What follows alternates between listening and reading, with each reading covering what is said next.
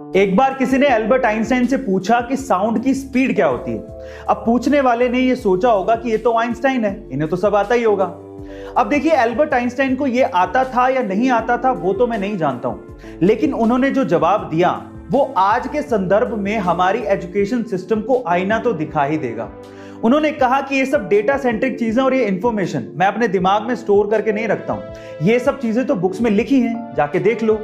In fact उसके बाद जो उन्होंने कहा वो आपको सुनना चाहिए। उन्होंने कहा कि हमारी एजुकेशन को भी ऐसा नहीं होना चाहिए जिसमें हमें चीजों को रटना सिखाया जाए, बल्कि हमारी एजुकेशन को ऐसा होना चाहिए जिसमें हम अपने दिमाग को ट्रेन कर सके कि सोचा कैसे जाता है। गाइस इंडिया में जब एग्जाम होता है ना, तो हमारे यहाँ के स्टूडेंट गर्मियों में तो चलो नहा के ही जाते हैं एग्जाम देने, लेकिन वो लोग सर्दियों में, इनफैक्ट कड़ाके की ठंड में भी नहा के जाते हैं एग्जाम के चक्कर में। वो ऐसा इसलिए करते हैं ताकि नहाने के बाद ऊपर वाले का नाम लेंगे तो एग्जाम में अच्छे नंबर आएंगे। लेकिन ये सिर्फ इंडिया में होता है, साउथ कोरिया में इसका जस्ट उल्टा होता है। वहां के स्टूडेंट एग्जाम के दिनों में नहाना बंद कर देते हैं, और रीजन जान के आप लोग हैरान रह जाओगे।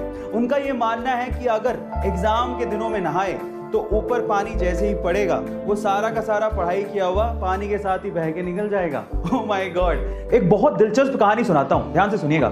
एक बार एक पक्षी ठंडी जगह से उड़ रहा था, लेकिन ठंड इतनी ज्यादा थी कि वो ठंड के मारे जम गया और सीधे जमीन पर जाके गिर गया। पास से एक गाय जा रही थी, जिसने पक्षी को तड़पते देखा तो उसने पक्षी के ऊपर गोबर कर दिया। गोबर की गर्मी की वजह से वो पक्षी धीरे धीरे रिकवर करने लगा, उसकी ठंड कम होने लगी और उसे एहसास होने लगा कि वो शायद बच जाएगा, जिसकी वजह से वो खुशी के मारे गाना गाने लगा।